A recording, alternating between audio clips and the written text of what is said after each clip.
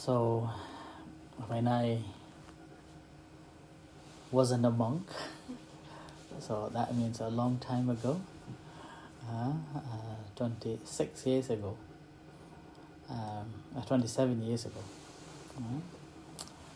I came across with this Buddhist practice, Buddhist meditation, and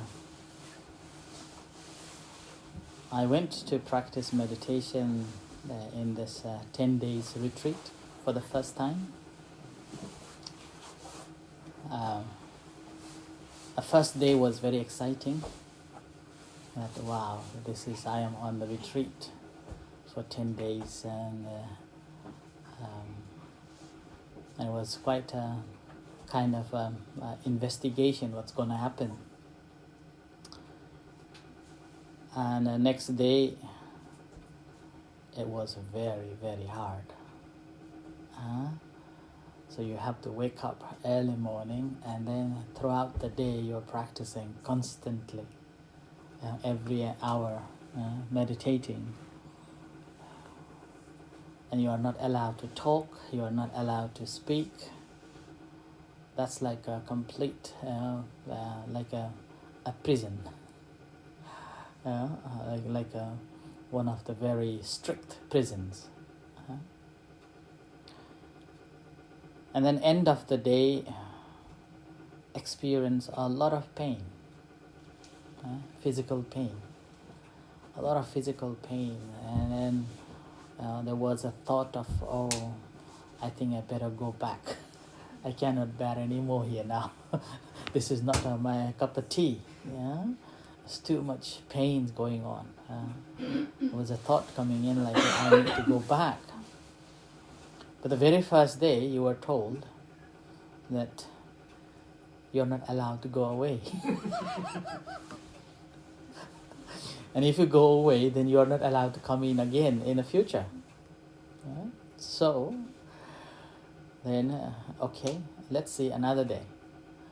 And the same routine, sitting every an hour, and having about 5 minutes break and go back again. And meditating, and another pain. Pain here and pain there. And there was again strong feeling of wanting to jump this fence. There was a big wall, planning, okay, maybe if I jump from here, would be easier. Maybe I jump from that way, it would be easier. So whenever there is a break, it's like a prison break. Planning to come out from this a wall, like that. And this pain constantly increasing. And the instruction is that it is normal. It is normal. The pain is very normal. Just to bear another day. So the instruction is like that. The teacher is just giving a talk like that every night. And then there's a fighting going on. What should be done? And then it comes to the stage that from the moment for 1 hour you are allowed to move around, although you are sitting in the same position, but you can open your eyes and you can move your hands and legs and like that. After 3 days, you are not allowed to move. You're not allowed to open your eyes. Doesn't matter how terrible pain it is. So on the day, the instruction is given to observe. So you have to sit for 2 hours, stationed, not moving at all. And it got surprising that after you have gone through it, these pains doesn't bother you. These pains are no more pains anymore. And that's simply because the reason behind is that mind has adapted the object of a meditation. Object of meditation. So your mind now has got this object, and as a result of that, mind is not disturbed by that pain, the physical pain. So mind has disconnected from the physical pain. Right? And your mind normally with the primary object now. That's the breath. Right? It's the primary object. That's the breath. And in the meantime, in order to divert your pains or any whatever sensations or feelings are arising in your body, you're asked to scan the body, aware of those pains, sensations, moving around rather than holding on to this and that. So it is possible because a mind is settled on a specific sign. It's called a counterpart sign. And that's why I was talking about last week. I have to develop this object of a meditation. Right? When we have developed this object of a meditation, then this counterpart simply there to support us, and then with that we disconnect from the material world to the immaterial world now. Right? So material things is no more disturbing you anymore. Right? So now we're working with our so-called immaterial things. That's the feelings and emotions. So when this time comes, what happens that this counterpart becomes so fixed that we can ponder on and we can take a refuge on at any time, any moment, whenever this is possible, whenever you like to. Even you're standing, as I mentioned last week as well, as you're standing or doing something, whenever you feel that you need, you just come back there and then you rest there. So your counterpart become like a refuge place. So you're resting there.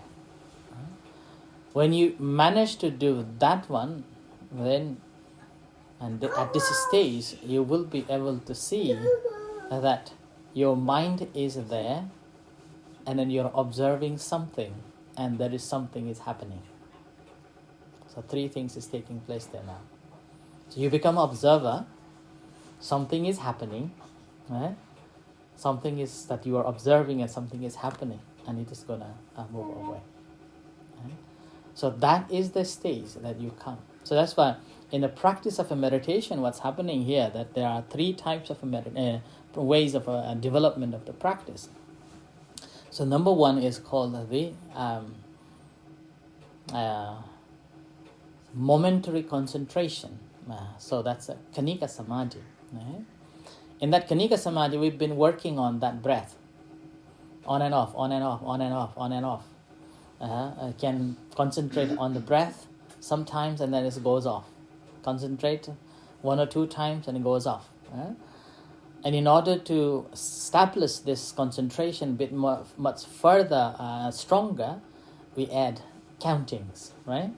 We add countings in a different forms, in a different way, and the breathing in a different ways, so that our mind will not bored off, will not feel fed up with that. So it will be staying that. So we're coming back again and again. So that's why I mentioned the 4 words. You remember the 4 words? Yeah. So observe, acknowledge, note, let go. Right? So 4 words coming back again and again. Yeah. So observe, acknowledge, note, and let go. So that's simply because when we are focusing on the breath or counting the breath, at that time, the mind goes off and coming back again. So there's this initial stage. So that's why it's called Khanika Samadhi. Momentary concentration goes on. And this counting and goes away, this long breath goes away, and this goes away, the moment when we have established the counterpart sign, wherever in one particular space. When we are having this particular space, again, we develop this momentary concentration. Now from the momentary concentration, it becomes a bit longer. It's become a bit longer. And then when it become a longer, and then sometimes what happens is that mind feels lack of energy. It's the same thing repeating again and again. Why I'm doing this? Right? Why do I have to watch the breath? And let's say in the nostrils like that. and nothing is energize you. So lack of energy there. So that's why adding a more other stuffs there to energize you. That's why there is a concept called this Buddha. So so there is the breath, the word repeating. It's called a parikamma nimit. So it's repeating the words, and then with that, what's happening that mentally you're repeating the word, and then in a surface level you're watching the breath, and then you're also observing the sensations. So these things happen, and with that, so many things to think of, so many things to ponder on. With that, there is energy arises, and with that energy arising, what's happening here that this from the momentary concentration, it is coming to be a little bit stronger. So a little bit stronger. So that's called upachara samadhi. You know what is the translation?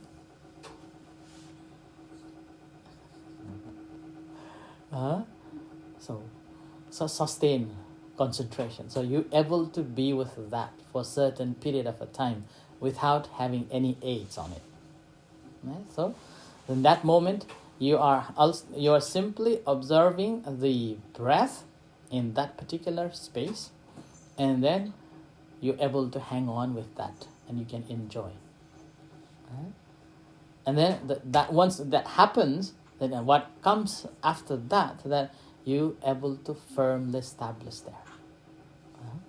When you firmly establish there, what happens in that moment that there is a mind is fully absorbed with that object.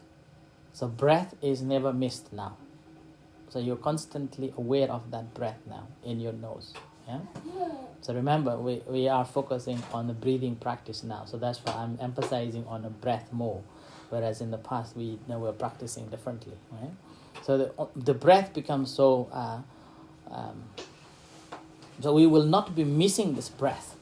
So I'm constantly able to be with that breath, and that's how we establish that our mind mentally always with the breath. And this you can check yourself. Not only in a meditation time, whenever you are doing something else, whenever you're doing something else, at that time your mind automatically comes back to the breath. It's like just coming back to the breath. And even sometimes when you're doing something, and then you feel like, let's say if you're working on a phone or something, playing on a phone or social media, and suddenly you feel tired. And after you feel tired, rather than go into thinking of something, so mind automatically thinks of the breath. Come back to the breath. So that's the one. And another one is if you're working with another addings like the Buddha or sometimes Samma Arahang, or there are other tools also employed like crystals, like the lights, like that. So again, those things simply comes in, and with that, what happens that it energizes that. Okay, now I am in the present moment. I am here. So that moment when you feel I am here, that moment you feel joy as well. Oh wow! Have you ever noticed that? Oh wow! I am here now. I feel so light, so happy, so joy. And sometimes this is also called a rapture. So this moment of this experience of the rapture or the joy is nothing to do with the physical pain. It's not a physical pain anymore, but this is a sensation that you observe mentally. And here you see that three things here. One, the observer. Second is the body that is completely disconnected, right? And then the third, you're noticing this immaterial object. That's the feeling. Right? So this is what I'm feeling now. So that's why development of this practice to develop this the object of concentration or object of this meditation is so important. So that's why I've been going back to the same again and again simply to let you understand that we have to develop that. So that's why they say if you have make a good foundation, after that you can build a nice house. But if you haven't developed this foundation properly and you rush to the second stage of this house building, eventually it collapses. Quickly it collapses. So that's why we have to work on the first stage, this, the kaya anupassana, the body contemplation, and try to understand as much as possible and develop as much as possible, so that after that, as we move on from this living the material part to the immaterial part, then it becomes much easier to understand, and quickly we can develop furthermore. Right? So with this, let's practice. So sitting in a comfortable position, relax yourself. I'll bring your attention to the moment, here and now, and spend some times on the breath, incoming and outgoing breath.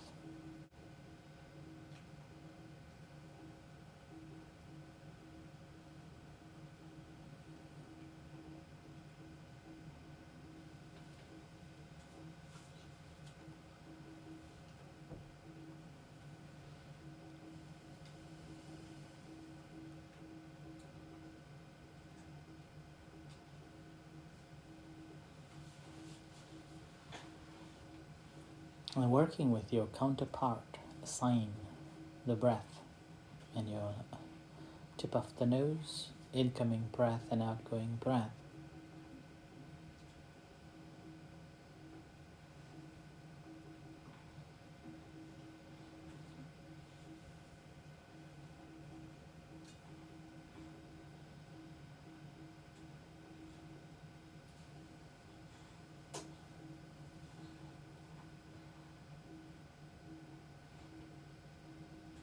Simply observing the incoming breath and outgoing breath at the tip of the nose, and recognizing that this is incoming breath, this is outgoing breath. At this time, we are not interfering with the breath, the process of the breath. Let it flow naturally, normally. We are simply attending this incoming breath and outgoing breath.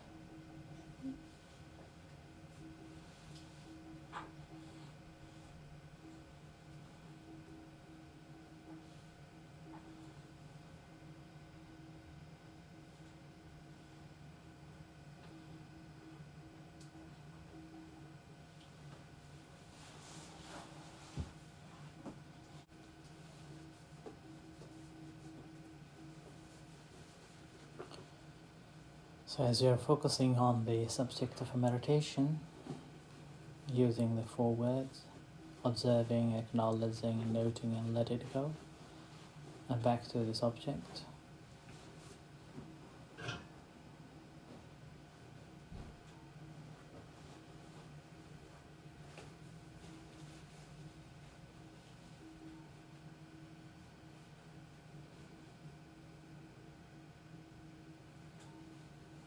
And reflecting that how long you managed to stay with the subject of meditation,